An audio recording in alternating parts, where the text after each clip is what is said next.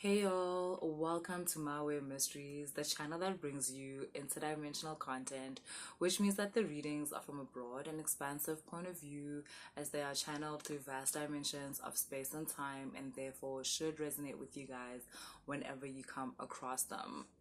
We are doing a Nzunza reading and it will be in relation to intermittent celibacy. Intermittent means that you don't do something or you do something for a specific time and then you go back to doing something else. So you've probably heard of the word when they speak about intermittent fasting, which speaks to not eating for a specific amount of time, like 6 hours, and then after 6 hours you eat. So intermittent celibacy is obviously not engaging in sexual relations for a specific amount of time and then, engaging and then going back to not engaging for a specific amount of time and then engaging again. And this tends to be the pattern of one's sexual energy or energetic exchange schedule when it comes to having the energy or the spirit of Inzunza. And there's a reason for that. It's because when it comes to Inzunza, the sexual energy exchange game is no longer just for pleasure. It's also for pleasure, and nothing wrong with that, obviously, but it's no longer just for pleasure because just like I told you guys in the video of calling back your energy, there's certain work that also comes with certain sexual energy exchange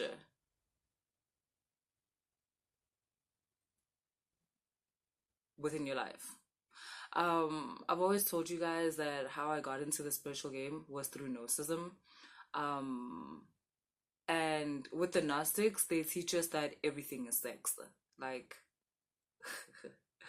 sex as in energy exchange. This is sex. Communication with someone is sex. Touching is sex. Like, sex is sex in terms of, as Sims would say, collaboration. I'm a private parts, like obviously that is sex, but there's also so many other forms that are sex. A teacher and a student, like that is sex. And again, yeah, now I see why society conditions you to have a very weird idea when it's around sex. How some of you don't like talking about it, some of you don't like, or a lot of you like separating sex with spirituality the way you do with money, things like that. But like I said, in the mystery school in which I was taught things, like I was taught that everything is basically sex. My teacher would say that all the time, and I don't want to lie, I actually didn't get it for a really long time. I was just like but I didn't get it like for a really long time. And that's because of the exchange of energy. And every time you exchange energy with someone, sometimes the energy which you receive is not yet at the level at which you want to use it. And so it needs to be purified and it needs to be cleansed. Whatever it is that you just received from this person, be it an ancestor of theirs that now wants to chill with you, be it an entity that they used to walk with that now wants to chill with you, or be it a certain thought structure or emotional structure that has now been like transferred onto you. Maybe the foundation of that emotional structure or that thought structure is actually what you're looking for, but that which they have built on top of that foundation, so how they used that certain like foundational structure is not how you would use it. So therefore you kind of have to cleanse that part and then get the foundational part and then use it for yourself. You can think of thought structures and emotional structures in terms of like geometric shapes, like I know you guys have heard of like, spiritual geometry and stuff like that. Those geometric shapes are the ones that actually make up it's the shapes that make up okay. your emotions and your thoughts, or like I said, thought structures or emotional structures, are actual things, like they're actual structures. But you won't know that if you're not someone who's able to feel out another person's energy or feel out another person's thought pattern. But let's say like your intuition tells you someone is lying. It's because that lie is an emotional structure or a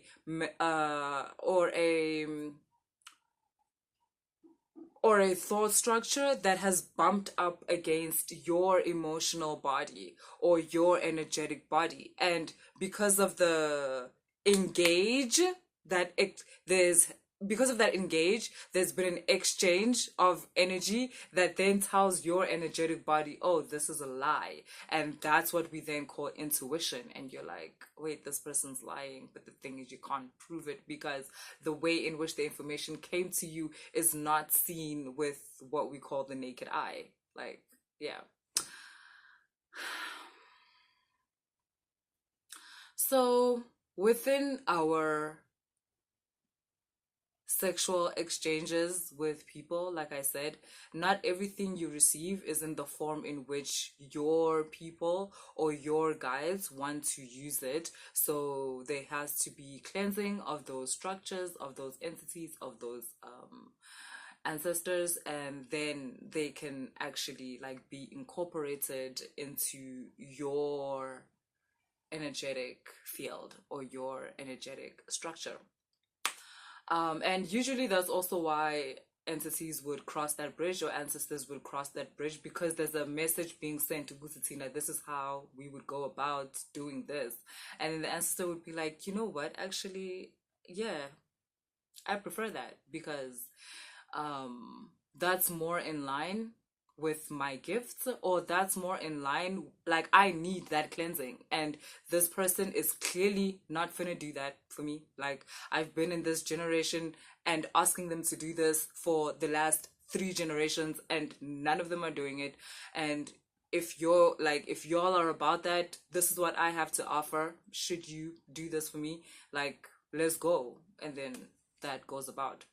Now, that's also why there's this whole intermittent celibacy that gets involved with Inzunza, is because you start to broaden your idea of energy exchange. You start to broaden your idea or your understanding of this whole sex idea, where it's not just private part collaboration. It's all these other things. And so when you realize that ultimately you kind of doing the sex thing all the time, that type of sex no longer takes like the number one spot. It's no longer the most important way to do it. You're not so much hungry to do it that way only all the time. There's so many other ways in order to exchange energy with the external world. And also because, let's say after like a sexual exchange where intimacy was involved, right? Like, let's say an entity did end up coming over to your side and you do have to do some kind of cleansing. How is the cleansing done? It's done through certain circumstances or situations that you will now attract, where you have to make certain decisions that heal, because that's what cleansing is in a way, is to heal certain parts of this entity where you're mending type of thing. So maybe pain was caused through taking advantage. You will attract a certain situation, because now that's what this entity comes with. You will attract a situation where someone wants to take advantage of you. And how the healing happened is where you stand up for yourself and you say, no, I don't want that. I'm not going to allow that.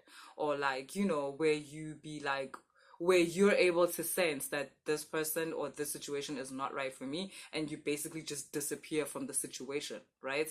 And that starts to begin, that's the cleansing. The last part is the part that involves you going to the water and actually doing that type of, that's the last part. That's the confirmation that your inner world like gives you to tell you, yeah, like we're good now, we've cleansed it now, so ngaya emanzini. For those of you who do practice the act of ukuya emanzini, it's not the ukuya emanzini that you begin with that's actually going to cleanse an entity or cleanse a certain ancestor that you now have. Like, no, that's the last part. That's actually the last part. The cleansing happens through everyday situations, through the reoccurring of karmic cycles, karmic occurrences, that you now take a different route than the route that was taken before. The route that was taken before is the one that causes the cycle. But when you now take a different route, especially one that empowers the entity or the ancestor in the situation, then healing occurs, then cleansing occurs. And in that way, that's how you transcend the karmic cycle, aka cleanse, aka heal.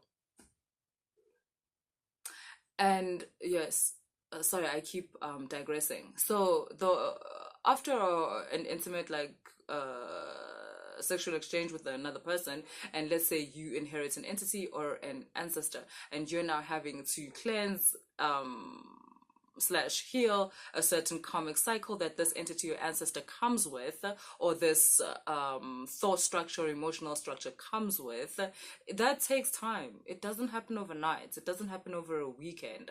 So it's like you might continue having intimate sexual relations with this person almost to gain more understanding on that which has just come over to your side. It's almost like you keep exchanging like these energies so you can gain a better understanding, or your people can gain a better understanding. Because I know that for you this is happening subconsciously, when for you you're just like, I'm in love, oh my god, I'm in love, this sex is so good, I'm in love, that time.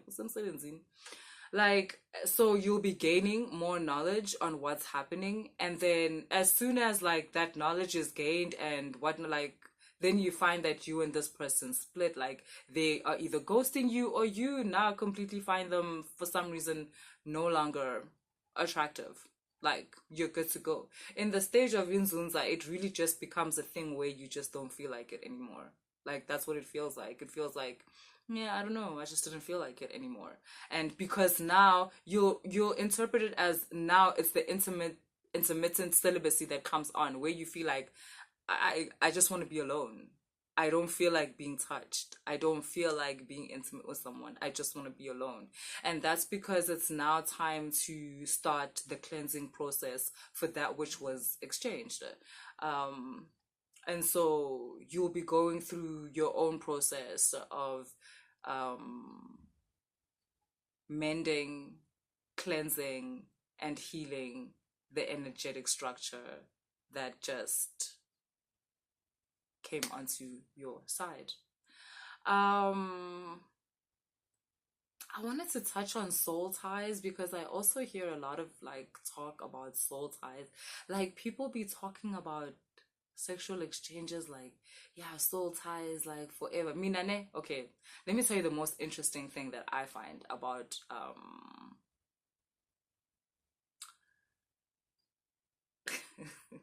it's gonna take too long for me to explain. I don't know how to explain it in a short way.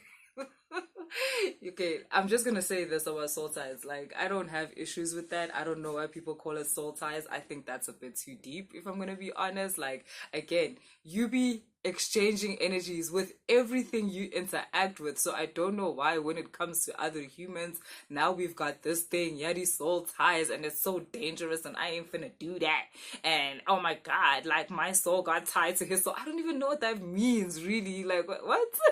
But what I can tell you about sexual connections with other, or sexual energetic exchange with other people, where there's parts of your energy that are now within this person's body or like being, and there's parts of this person's like energetics that are now, you know, floating around in your structure. And it's very interesting because for a very intuitive person, right, this is how some women know when they are being cheated on. And like they don't know how they know. It's like, how do I know? It's because you now have